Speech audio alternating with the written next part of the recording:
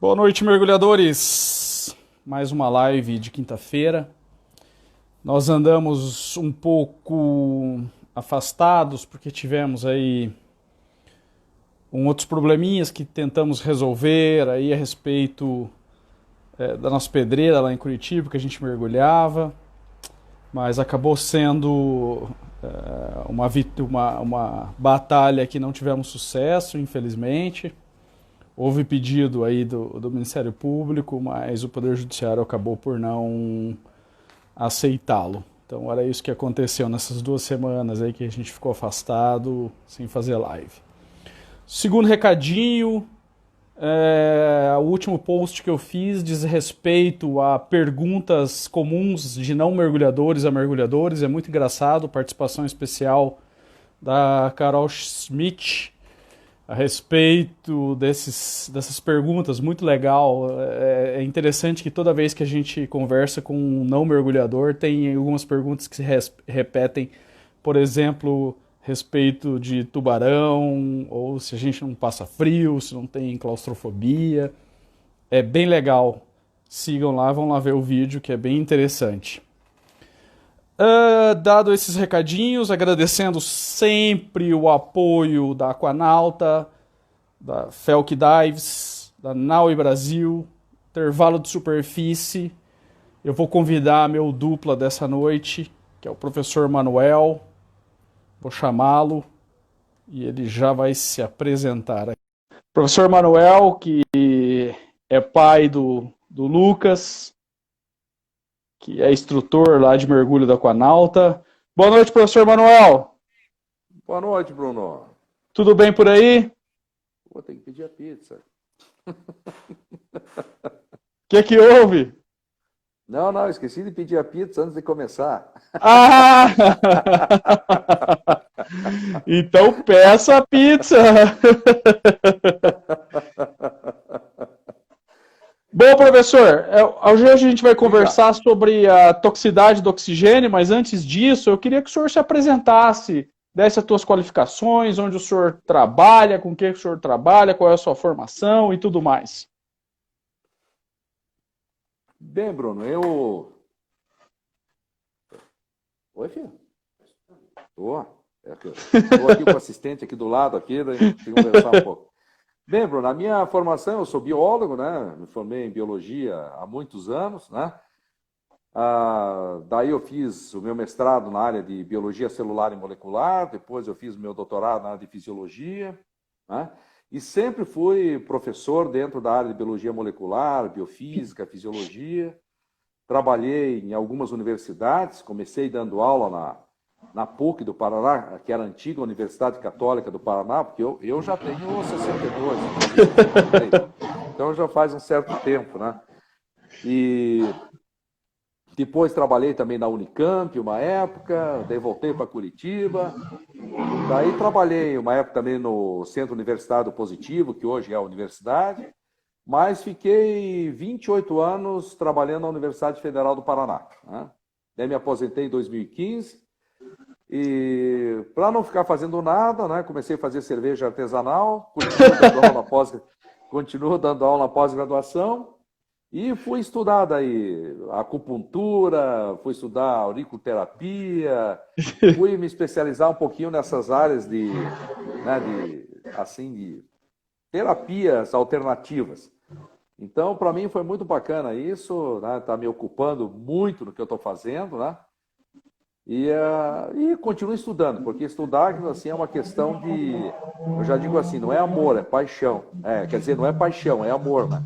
Porque paixão dura alguns meses, né? E eu tenho uma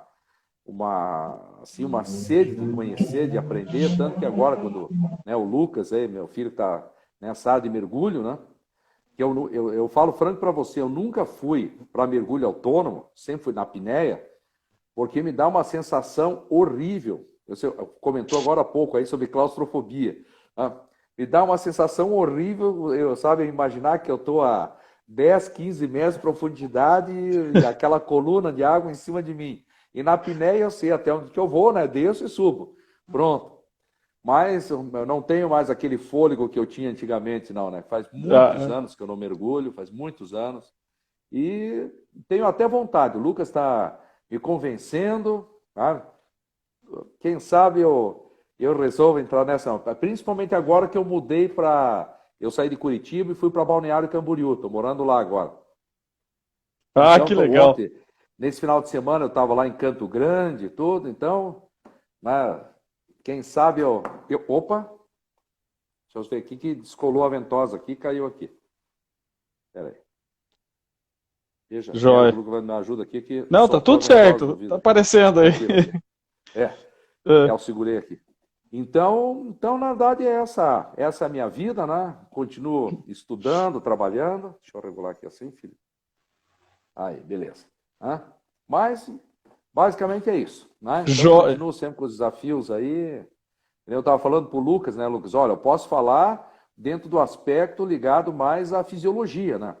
Quando se trata dessa parte de mergulho, eu falei, é uma questão mais de vivência, de experiência, né? De uma série de coisas assim. Né? Então, assim, deixa eu, né, ficar no meu canto, né? Para poder conversar sobre uma série de coisas. Mas vamos lá, Bruno. Claro, claro. É bem legal, é assim, deixa eu só explicar que o Lucas, para quem não conhece o Lucas é instrutor de mergulho da Aquanauta, que é a escola de mergulho que a gente tem bastante ligação, que basicamente nós somos um canal decorrente da Aquanauta e por conta disso, né? E o Lucas fez essa ponte maravilhosa com o professor Manuel, seu pai, fisiologista, e é sobre isso mesmo que a gente quer conversar, professor. Porque a gente costuma dizer que ar comprimido é para encher pneu, né? Mergulhador gosta mesmo de mergulhar com nitrox, né? Com ar enriquecido.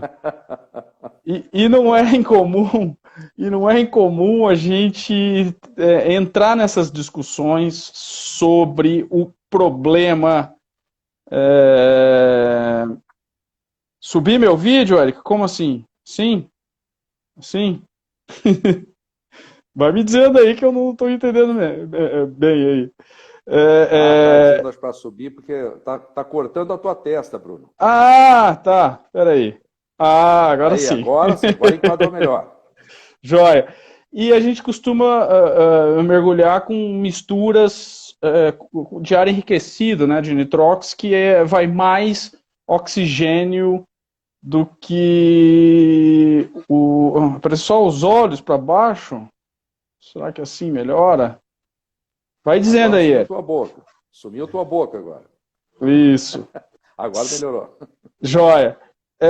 Que a gente costuma mergulhar com ar enriquecido e esse excesso de O2 pode trazer alguns problemas. Quando a gente faz o curso de nitrox, a gente estuda isso, né? De que o excesso de O2 pode trazer alguns problemas. Então é perfeita a participação do senhor, professor Manuel, que a questão mesmo é de fisiologia. A gente quer saber efetivamente que tipo de problemas ou como esses problemas se ligam aí na fisiologia de se estar respirando uma mistura com mais O2 do que o ar respirável que a gente tem aqui na superfície. Eu só vou colocar para o senhor, antes de eu iniciar as perguntas, que nós temos liberdade, podemos falar do que quiser, conversa de amigo na mesa do bar. Eu fiz algumas perguntas aqui para eu não me perder, mas também não são obrigatórias. E vamos responder as perguntas que o pessoal for colocando aí no chat. O Léo aí já perguntou se a narcose por oxigênio. Essa pergunta está no meu roteiro, viu, Léo? Então não se preocupe, já chegaremos nela. Então, professor, iniciando aqui, a primeira pergunta, assim, de cara, assim. O O2, o oxigênio, ele é que a gente conhece como o gás da vida, o gás metabólico, ele é tóxico? É tóxico. Claro, tudo isso, né, Bruno, vai depender da situação. Né? Da situação, que nem você falou. Vocês utilizam no cilindro uma porcentagem maior de oxigênio. Né? Na verdade, é o ar atmosférico ao nível do mar. Quer dizer, se a gente pegar na atmosfera toda, é 21%. certo? Se nós considerarmos isso em relação à pressão barométrica, nós vamos multiplicar isso ao nível do mar, a pressão é 760 milímetros de mercúrio ou uma atmosfera, né, que vocês usam mais o ATA, né, usam dessa forma. Então, se nós pegarmos isso em pressão atmosférica, eu vou ter ao nível do mar, né, ao nível do mar, uma pressão parcial de uma atmosfera ou 160, aproximadamente 160 milímetros de mercúrio, né, de oxigênio. Se eu considero no alvéolo pulmonar, devido à umidade relativa do ar, que é 47 milímetros de mercúrio, no caso a umidade é por causa da água, essa pressão cai para 104 milímetros de mercúrio. Se eu pego essa pressão, né, e vejo no capilar pulmonar, essa pressão é de 40 milímetros de mercúrio. Tá? Então eu tenho 104 no alvéolo, 40 no capilar, no sangue. Consequentemente, eu tenho um gradiente de pressão de fora para dentro de 64 milímetros de mercúrio, que permite exatamente que o ar se difunda, né? Porque simplesmente um processo que as membranas, no caso seja do alvéolo, o espaço, no caso intersticial e o endotélio do capilar, eles são permeáveis ao oxigênio. Então, simplesmente por uma diferença de pressão, o oxigênio sai da atmosfera, lá de dentro do alvéolo, vamos dizer, e vai para dentro do capilar. Nesse momento, ele vai encontrar lá a hemoglobina, tudo mais. Porque aí tem uma série de reações que a gente teria que conversar, teria que ter um quadro para a gente ver isso aí, né? Mas simplesmente ele liga na hemoglobina, porque a hemoglobina, na verdade, né, ela está parte ligada, cerca de 5% ligada no gás carbônico, né? E cerca lá de 70% o gás carbônico é transportado sob forma de íon bicarbonato, que é um tampão do sangue. Tá? Como a hemoglobina também é um tampão. É o tampão para o oxigênio, inclusive. Tá? Então, só assim ilustrando. Então, quando chega nos pulmões, a pressão parcial do gás está em torno de 40 milímetros de mercúrio. Quando passa pelos pulmões, que houve a troca gasosa, que o sangue vai sair pelas veias pulmonares e vai em direção ao lado esquerdo do coração, certo? Ele já está oxigenado. Essa pressão sobe para cerca de 95 a 100 milímetros de mercúrio. E esse sangue chega daí na artéria aorta, é distribuída pela circulação sistêmica. Quando chega nos tecidos, né, nós temos uma pressão, então, vou arredondar, de 100 milímetros de mercúrio no sangue e de 40 milímetros de mercúrio na célula do tecido. Então, eu tenho um gradiente de 60 milímetros de mercúrio, que o oxigênio sai do capilar, né? A hemoglobina, no caso, ela desliga, porque a hemoglobina tem duas formas, a gente chama assim, de forma tensa e forma relaxada. Né? Então, quando ela chega num local onde a pressão parcial do oxigênio é menor, a molécula abre e simplesmente o oxigênio desgruda lá do grupo M e segue em direção à célula e se difunde lá para dentro. Né? E por que ele vai se difundir para dentro da célula? Porque a célula está usando oxigênio constantemente. Então, a concentração do oxigênio, na verdade, esse termo concentração não é muito adequado, tá? Porque como é gás, a gente sempre usa o termo pressão. Quando é concentração, eu vou falar de sódio, de potássio, vou falar de um soluto, tá? Mas eu vou usar esse termo concentração aqui, porque fica mais claro, eu acho. Então, como a concentração do oxigênio dentro da célula é menor do que no sangue, simplesmente o oxigênio se difunde diretamente lá para dentro da célula. Quando ele entra, né, que ele atravessa a membrana plasmática, o oxigênio vai em direção, no caso, à mitocôndria, que é a estrutura, que é a organela, que vai utilizar esse oxigênio, certo? Então, quando nós temos todo aquele processo que é a utilização, que a gente chama lá, que o pessoal adora, chama-se ciclo de Krebs, aquelas coisinhas assim, né? Oxidação de energia. Exatamente, cadeia transportadora de elétrons. Então, na verdade, nós temos uma sequência enzimática, né, de citocromos lá, que os elétrons vão indo de um gradiente maior para um gradiente menor. Eles vão simplesmente no sistema de oxirredução. Quando chega nessa cadeia transportadora de elétrons, esse oxigênio ele é combinado com hidrogênio e forma água. Então, a finalidade do oxigênio que nós utilizamos é gerar água lá dentro da mitocôndria. Gerou água, essa água é dissociada em hidrogênio e hidroxila, que é o H+. Né? O hidrogênio ele é transportado para fora e é recaptado por uma enzima, que é uma proteína que tem na membrana, chamada ATP sintase. E daí essa ATP sintase é ativada e vai fazer o quê? Vai ligar o fósforo, que está livre, na molécula de adenosina difosfato, formando o que nós conhecemos por ATP, que é adenosina trifosfato, que é a energia que nós vamos utilizar no nosso metabolismo, certo?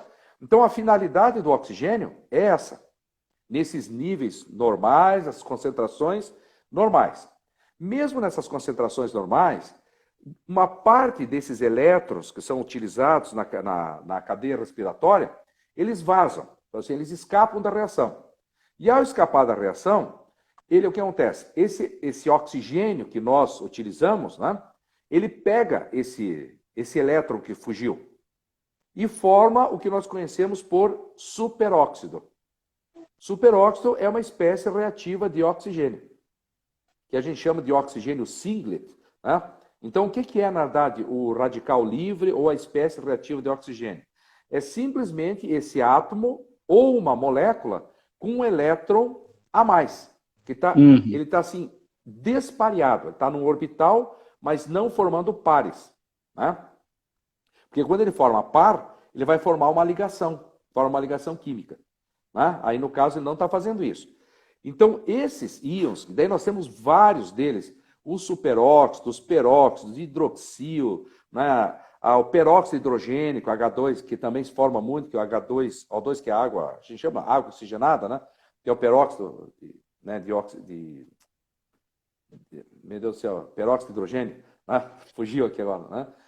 Então ele forma exatamente essas substâncias que, o que acontece com elas? Como elas têm um elétron dispareado, elas ficam ávidas, elas ficam fáceis de ligar com outras moléculas que nós temos no organismo. Né? Mas, como as pressões de oxigênio estão normais no sangue, nós temos um grupo de enzimas que são chamadas de catalases, peroxidases, a superóxido dismutase. Então a gente tem várias enzimas aí. Essas enzimas vão lá, quebram esse composto e acabam normalmente gerando água, gerando oxigênio. Então eles estabilizam a molécula. Então esses radicais livres, vamos dizer assim, eles não ficam livres no sistema e acabam não provocando lesão. Né? O que acontece agora, por exemplo, se nós pegássemos, né, tirar daqui que fica melhor um só, né? Se nós pegássemos, por exemplo, que nem vocês pegam um cilindro, colocam ar comprimido, né, um ar comprimido lá dentro, né, que você falou, e ele está com uma pressão acima da pressão atmosférica. Está com uma porcentagem lá, vamos supor, de 30, né, eu acho que é 32, 36 às vezes que eu vi, né, exatamente, de oxigênio, né, por cento de oxigênio.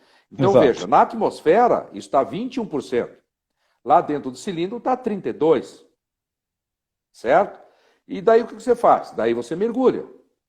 Na hora que você mergulha, tudo bem, o regulador vai fazendo o quê? Ele vai ajustando a pressão, né, ambiente, porque a água está circulando no regulador e sempre te informando qual a pressão naquele local. Né?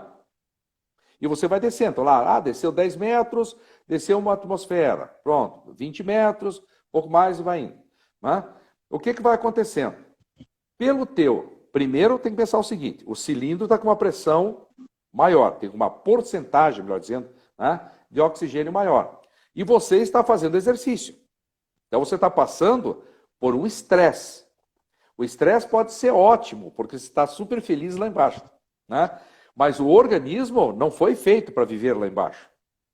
Ele foi feito para viver aqui em cima, na atmosfera. Né? Então, nesse momento, como a porcentagem de oxigênio está maior, chega mais oxigênio nas células. Certo? E você ainda está sob esforço físico. Como chega mais oxigênio nas células, qual é a tendência? Você formar o maior número de radicais livres. Por quê?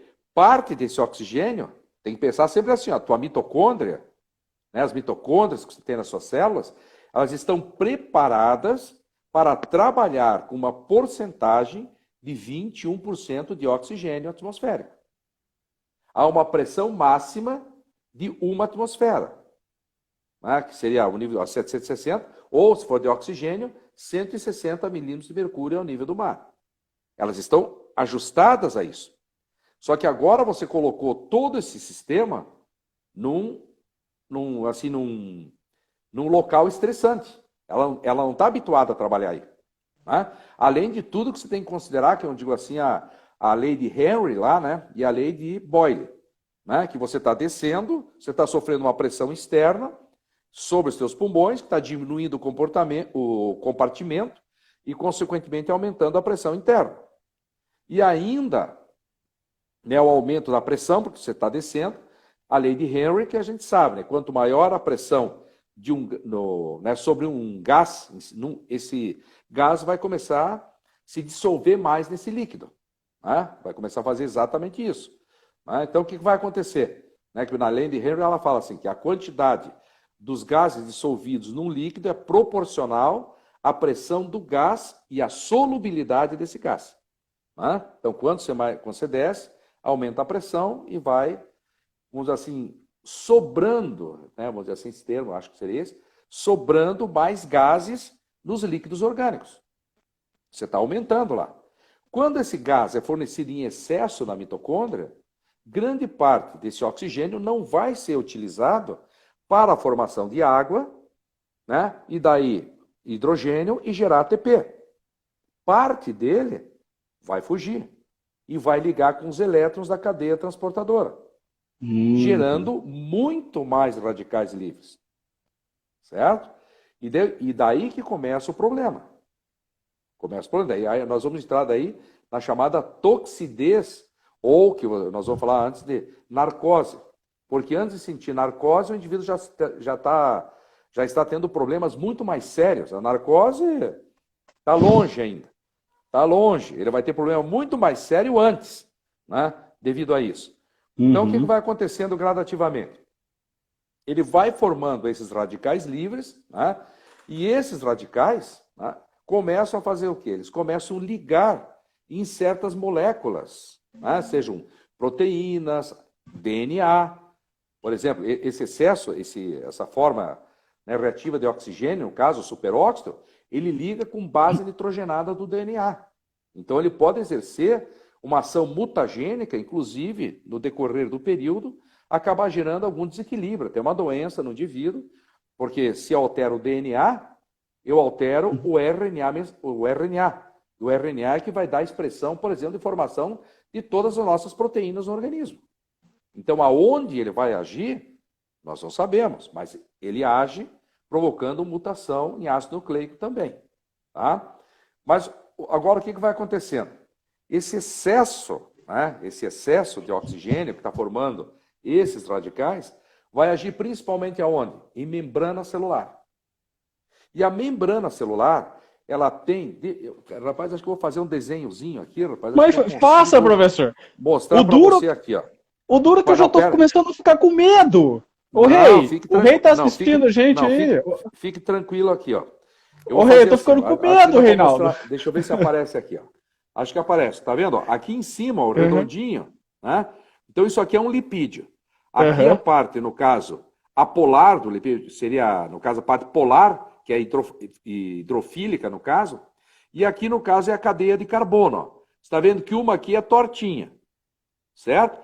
Essa aqui que é tortinha, ela tem uma dupla ligação nesse ponto. E exatamente por ela ser tortinha, o que ela faz? Ela permite, né, trabalhando aqui, ó, fazendo com a mão na membrana, o que a gente chama de controle de fluidez das membranas celulares. Então, o que acontece? A membrana celular, ela é semipermeável, ela controla o que entra dentro dela.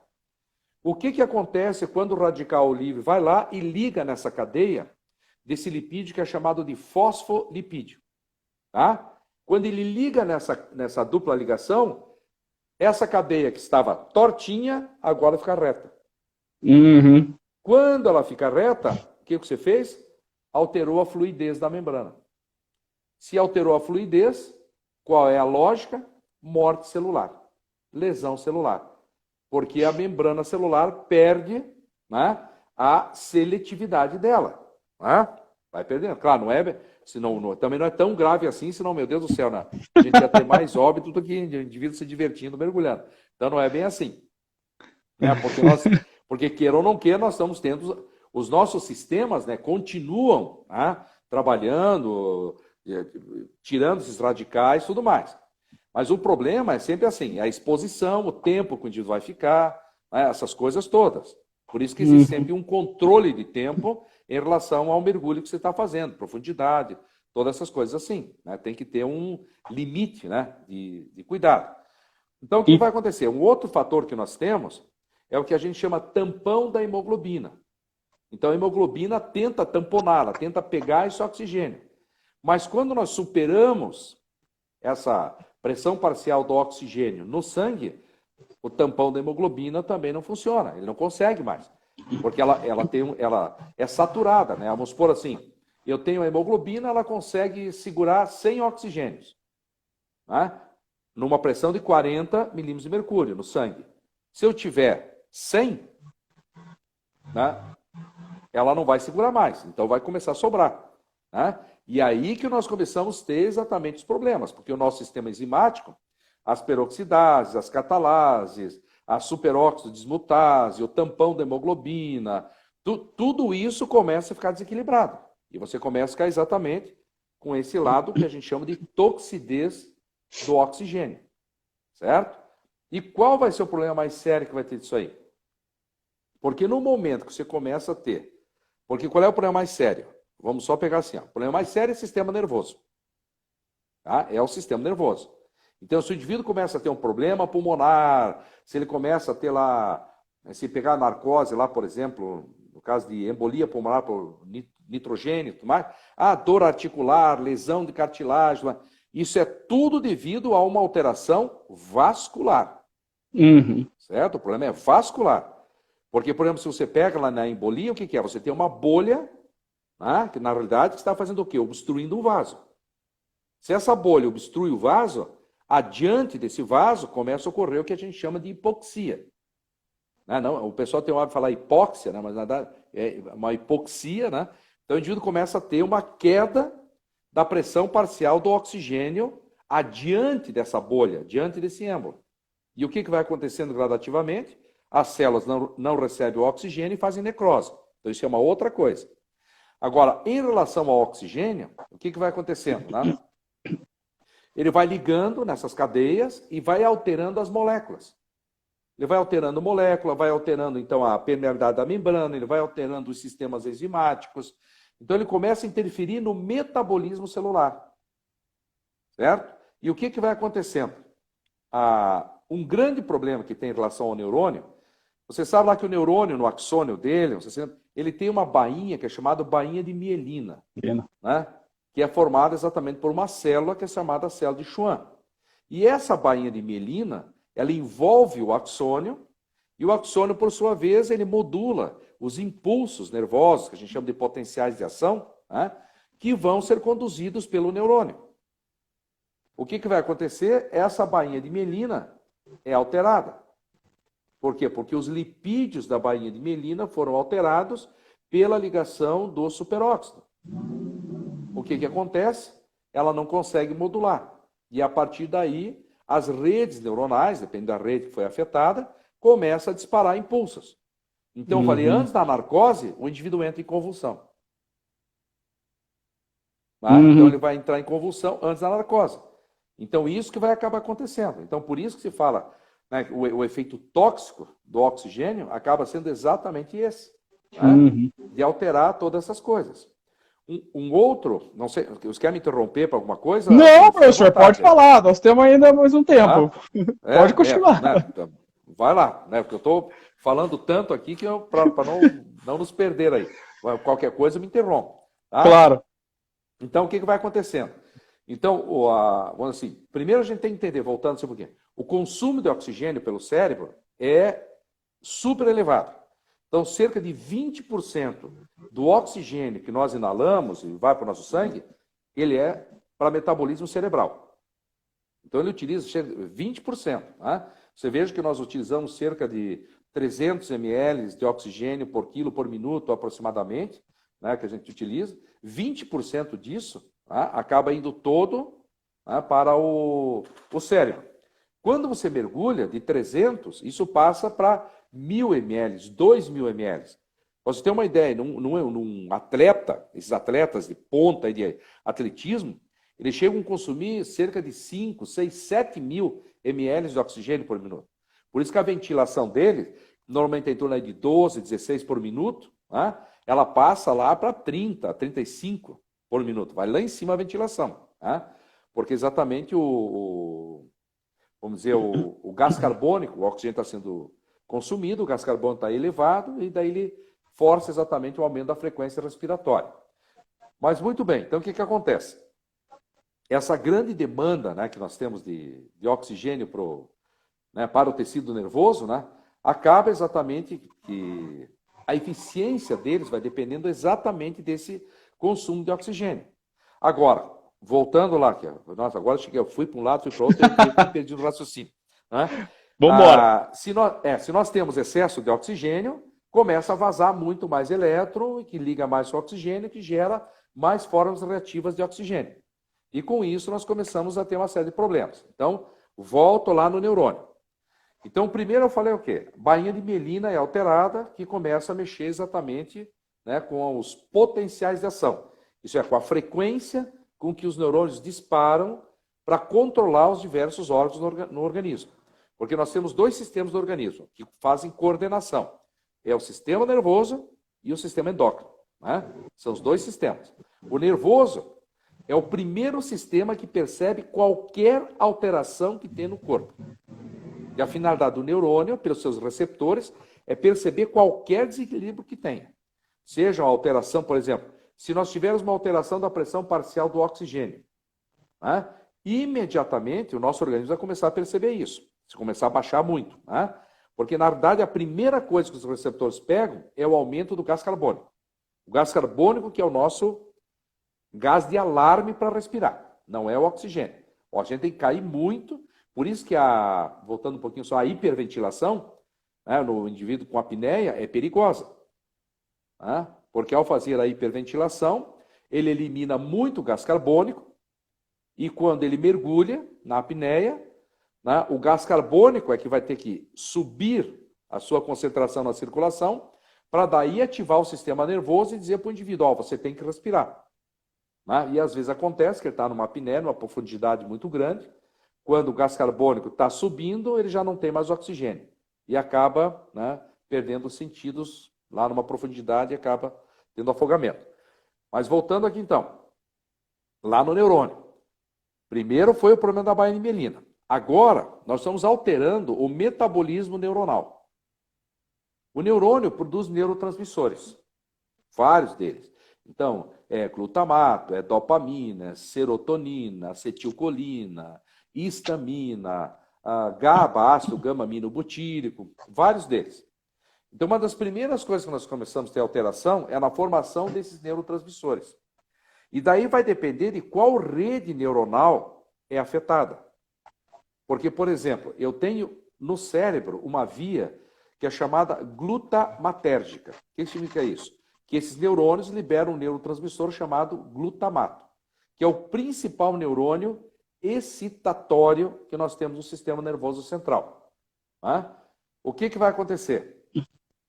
Essas espécies reativas começam a provocar morte neuronal. Ao provocar a morte neuronal, elas começam a destruir, se for nessa rede, né, do glutamato, né, começa exatamente a alterar o quê? O sistema excitatório, né, do sistema nervoso central.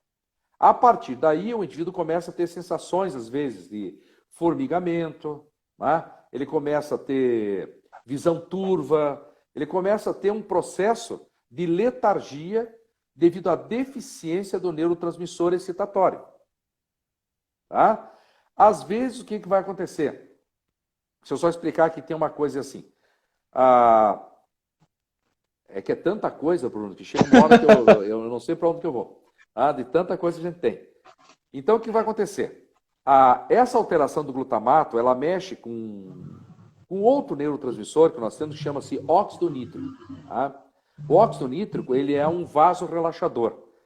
Esse é um termo também que eu não utilizo muito, chamado vasodilatação, tá? Porque vaso não dilata. Ele é formado em músculo liso e, consequentemente, ele relaxa. Né? Apesar do termo vasodilatação, está sempre por aí.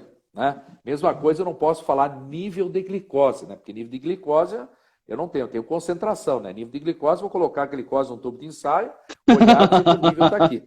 Né? Daí é nível, é diferente, concentração. Então, o que vai acontecer? Essa interação que nós vamos ter do óxido nítrico, né, que tem no neurônio, com os radicais livres, leva exatamente à lesão neuronal. Uhum. Tá?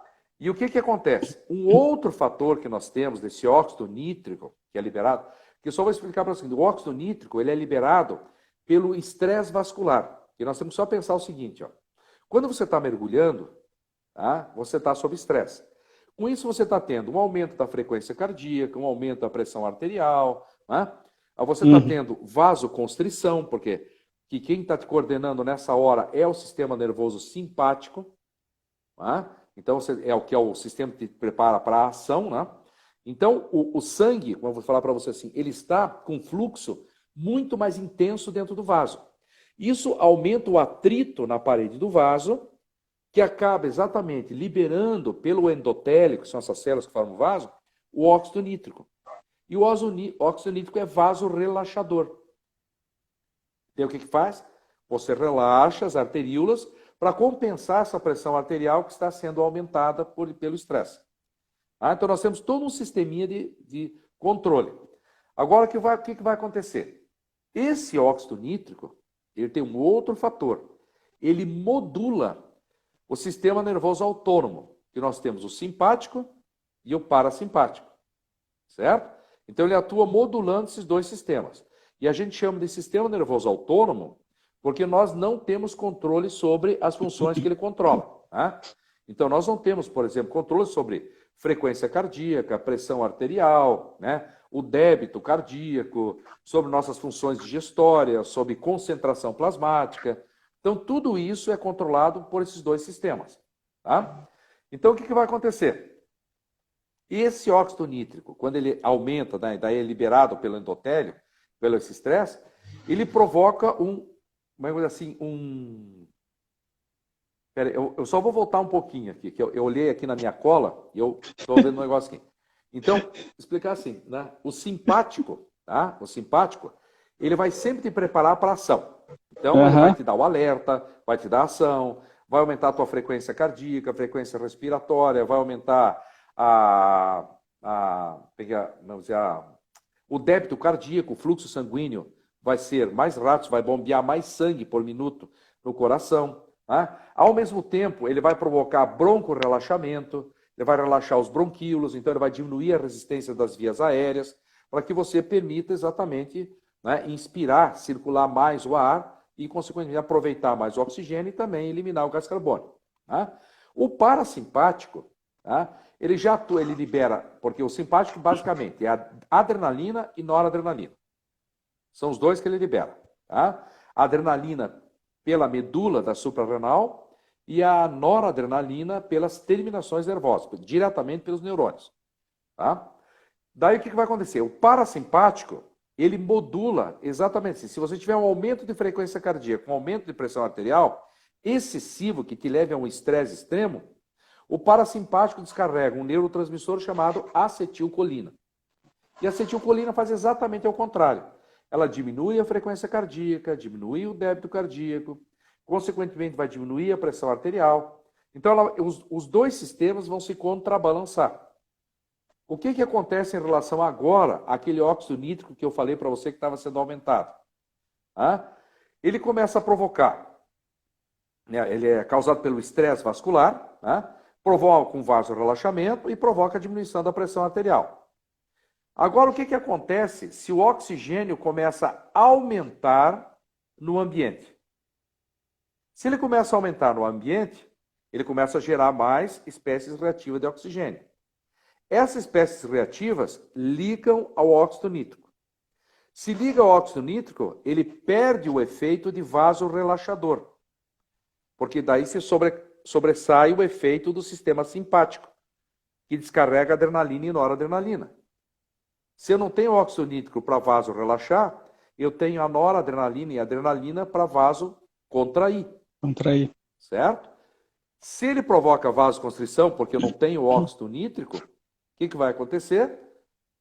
Eu aumento a pressão arterial.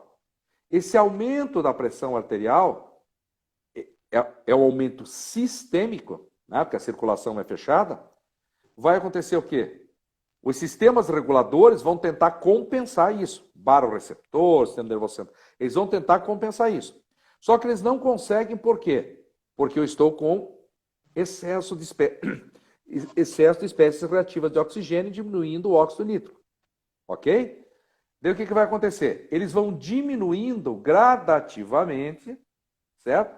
A atividade simpática. Eles vão diminuir isso no começo. Faz o vasorelaxamento. Agora, com o excesso, né? Com o excesso da pressão parcial do oxigênio, e principalmente, eu peguei até esse dado que eu não conhecia, mas é acima de 3 ATA, né? Acima de 3 ATA, essas formas começam a se ligar tanto ao óxido nítrico, que deixa o óxido nítrico indisponível no sistema. E, consequentemente, o sistema simpático descarrega adrenalina e noradrenalina no sistema. Tanto que isso tem, inclusive, um nome, chama-se tempestade adrenérgica. De tanto neurotransmissor que é liberado no sistema.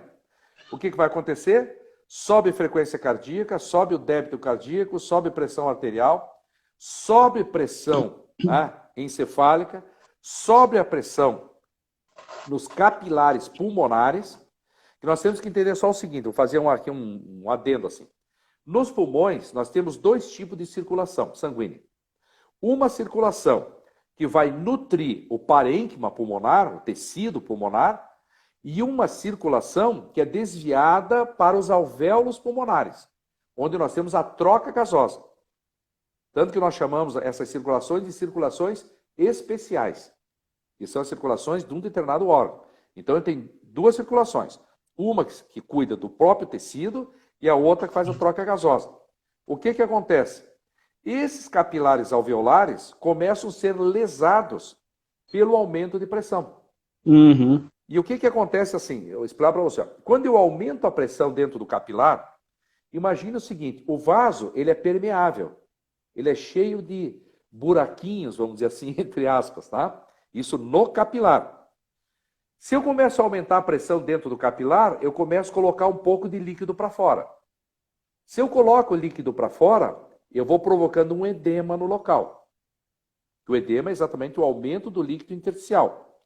Só que o que acontece? Imagina assim, eu vou pegar minhas mãos aqui, ó. Aqui em cima está o alvéolo. O ar está aqui, ó. Aqui eu tenho o espaço intersticial. E a minha mão de baixo é o capilar.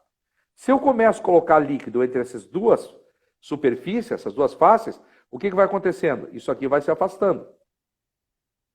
Se eu afasto o alvéolo do capilar, essa distância é maior. Consequentemente, a difusão do gás diminui.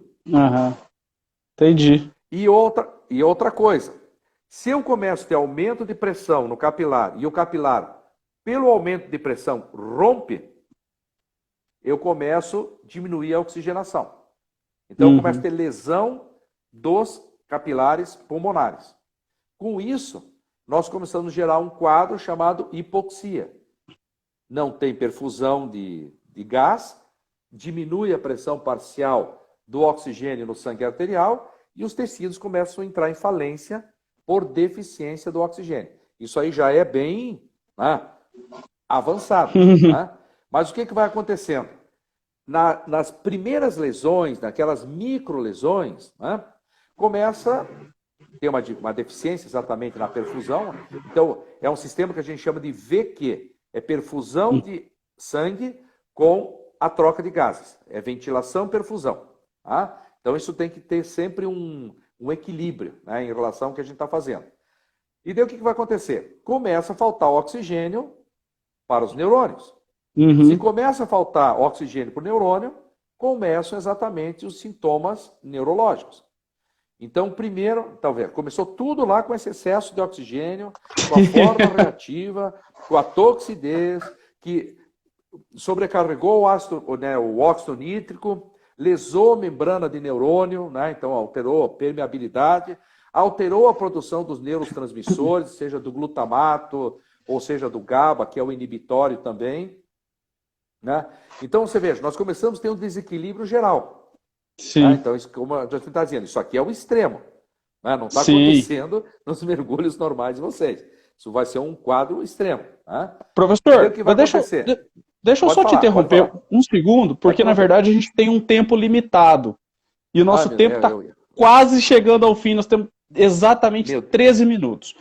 Então, do que eu entendi o que o senhor falou, o excesso de O2 na pressão aumenta os radicais livres.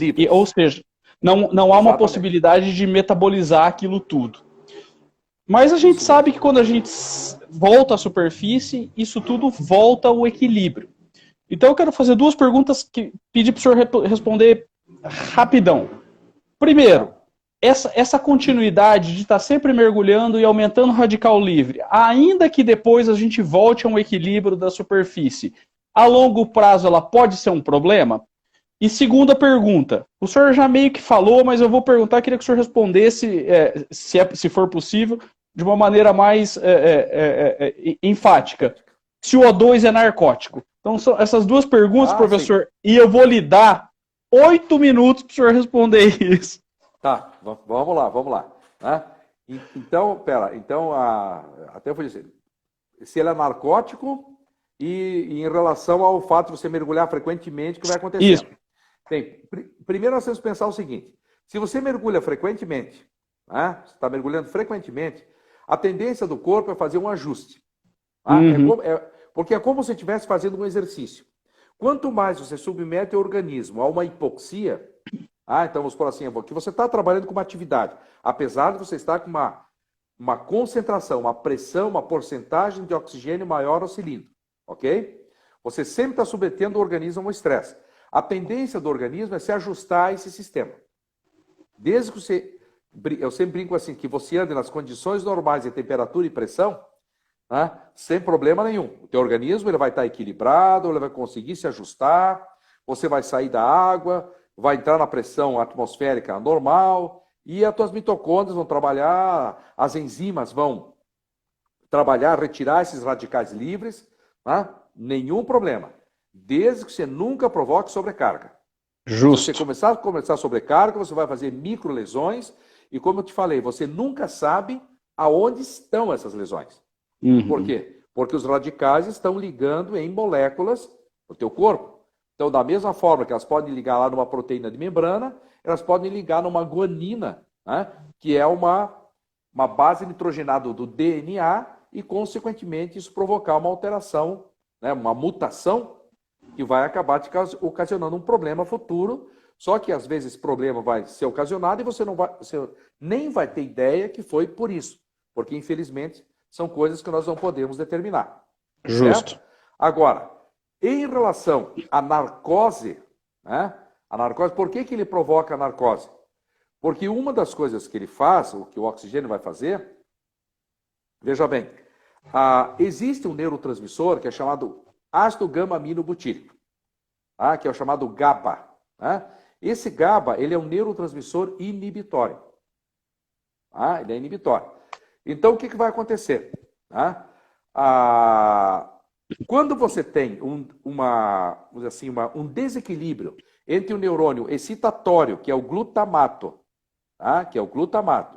e o GABA, que é no caso, o inibitório, então imagina o seguinte, você começa a ter lesão de neurônios que produzem glutamato. Então, o que vai acontecendo gradativamente? Você vai diminuindo a excitabilidade que você tem do sistema nervoso central. E isso começa a gerar exatamente os problemas relacionados, vamos dizer assim, à narcose. Que é a letargia, que é o indivíduo ter, vamos supor, ele começa a ter, às vezes, disforia, como se tivesse, às vezes tem um quadro meio de depressão, de ansiedade, de angústia, ele começa a sentir ânsia por ar, Ele começa a simplesmente ficar com o sistema nervoso dele totalmente confuso. Certo? Confuso. Né? Não é aquela narcose em que o indivíduo, como acontecia, né? Do indivíduo nos primeiros lá, eu lembro, eu li lá uma vez sobre o Jacques Cousteau, que a primeira vez que eles fizeram o scuba, o indivíduo descia e ele achava que estava conversando com sereia por causa da narcose do nitrogênio, né? E tirava o tubo, achava que podia respirar lá embaixo, quando içavam o indivíduo que estava amarrado com uma corda, estava simplesmente morto, né? Porque ele fazia isso. Hoje o indivíduo hoje em dia a gente já consegue controlar isso. Mas então o que vai acontecendo é exatamente isso, né? Nós começamos a ter uma diminuição dos potenciais de ação na excitação nas redes neuronais. Então, na verdade, o que o indivíduo começa a ter? Devido a essa alteração do sistema nervoso central, ele tem um processo, vamos dizer assim, eu vou usar esse termo assim, mas não é muito adequado, mas uma depressão do sistema nervoso central. O grau de excitação que ele teria de estímulo-resposta, de receber um estímulo e responder, que a gente chama de período de latência, né? Que é o tempo entre o estímulo e a resposta, ele começa a aumentar. Ele começa a aumentar. O indivíduo recebe o estímulo, mas ele não consegue responder na mesma velocidade que ele deveria. Porque simplesmente os estímulos que chegariam de todos os receptores que nós temos, periféricos, que controlam todas as nossas funções, eles estão mais lentos. Eles não chegam na mesma velocidade que deveriam chegar. E, consequentemente, o sistema nervoso, ao detectar, ter que analisar isso, como ele também está com problema, a resposta dele também passa a ser letárgica. Né? E isso começa a gerar exatamente os efeitos que a gente chama de narcose por oxigênio. Porque o oxigênio ele é mais solúvel no líquido quase que o nitrogênio. Né? Ele é mais solúvel, ele entra com muito mais facilidade. Certo? E daí só que acontece, o oxigênio nós utilizamos, o nitrogênio não. Né? O nitrogênio não. Então o nitrogênio, só fazendo assim, eu não sei, vai vendo meu tempo aí. Né? O nitrogênio, ele também entra nas células nervosas, ele também entra nas bainhas de mielina. Só que quando ele entra na bainha de mielina, o que ele faz? Ele altera exatamente a permeabilidade, que faz, vamos por ele altera o isolamento, melhor dizendo assim, o isolamento que essas membranas fazem no axônio e geram depressão neuronal. Então, por isso que ele começa a gerar a narcose. Né? Essa é uma das explicações que tem pela narcose. E o oxigênio é exatamente por isso. Né? Então, o indivíduo é devido à forma reativa do oxigênio, devido à lesão que nós temos no neurônio, devido à alteração, né, da liberação dos neurotransmissores, né, excitatórios e inibitórios, que deveria ter uma modulação, isso não tem, então, consequentemente, o indivíduo começa a ter a sensação, né, de narcose, seja de tontura ou de náusea, ele começa a ter alteração de campo visual, ele começa a ter sensação de vertigem, né? Uma das coisas que ele começa... Só que, como eu falei, antes disso, ele já fez convulsão. Ah, sim. Então, por isso que eu comentei com você no início. A narcose, fique tranquilo com a narcose, porque antes da narcose ele já teve convulsão. Ele já começou a ter contração labial, já começou a ter contração, né, na musculatura periférica, porque acontece? O sistema motor do indivíduo ele já foi alterado. E ele começa a disparar de forma descontrolada, isso chega à musculatura esquelética e o indivíduo entra, né, em convulsão. Porque, na realidade, como é que eu vou falar para você? O cérebro se transforma... É mais ou menos assim. Imagina que você joga uma pedra na água e vai formando aquelas ondas. Certo? Vai ser mais ou menos da mesma forma. Então, no momento que você tem um foco, e esse foco é um foco que mexeu com área, que mexe com o neurônio excitatório, ele simplesmente dispara. Dispara. E como a motricidade é o principal controle que nós temos do sistema nervoso central, que mexe com... Tanto para você ter uma ideia, a evolução do nosso sistema nervoso dependeu exatamente da motricidade. Quanto mais especializado é o movimento, maior o desenvolvimento cerebral. Então, por isso que normalmente os problemas motores aparecem antes dos outros. Entendi. Tá? Aparece no porque a motricidade envolve tudo. Tudo. Tá? Professor, essa discussão do oxigênio narcótico ou não é uma discussão que já deu altas brigas em grupos de mergulho. E foi muito interessante o senhor falar que é narcótico, porque responde a uma grande parcela das agências que dizem que é narcótico, mas também dizer que antes da narcose vem problemas muito maiores, né? Quer dizer, a gente tem que ficar mais preocupado com a toxicidade antes do que com a narcose. Do que com a narcose.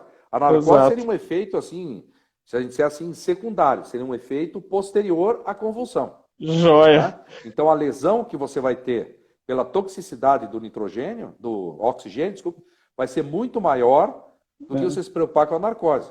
Né? Beleza. Né? Professor, o nosso tempo está no limite. Eu agradeço demais a... Instagram, né? É, 1 horinha só. É 1 hora só. Foi sensacional, adorei conversar com o senhor. Espero poder conversar mais assim que a gente trouxer outro tema da área da fisiologia. Foi muito bom, foi como voltar a sentar na cadeira da escola e assistir uma excelente aula. Agradeço de coração a presença do senhor, tá bem, professor Manuel? Bruno, quando quiser, estou à disposição. É só avisar o assessor direto, né? Assessor direto, filho Lucas, e sempre estou aqui, cara. Quando precisar, estou à disposição para nós conversarmos sobre vários assuntos ligados a essa parte de biologia celular, fisiologia. Para mim vai ser um grande prazer sempre. Valeu, eu só não sei se nós mergulhadores estamos mais tranquilos ou mais preocupados depois disso tudo. Não, professor, muito obrigado. Né, quer dizer assim, vai acabar aí, mas a preocupação sempre tem que ter, porque é o medo que faz com que você fique vivo. Valeu, professor, muito obrigado. Mergulhadores que acompanharam, um abraço. Tchau a todos. Um abraço. Até.